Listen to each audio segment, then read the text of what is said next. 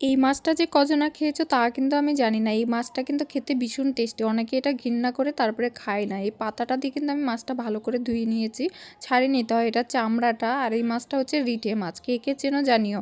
লবণ হলুদ দিয়ে মেখে রেখেছি, এখানে অল্প মশলা করে নিচ্ছি। তারপরে কিন্তু এই মাছটা স্পেশালভাবে কিন্তু আমিই খাই আমাদের বাড়িতে। আর আমাদের বাড়িতে কিন্তু আমার মা টোটালি এই মাছটা দেখতে পারে না, আমাকে খেতেও দিতে চায় না। তারপরে কিন্তু আমি মাঝে মাঝে নিই মাছটা খেতে, যেহেতু আমার ভীষণ ভালো লাগে।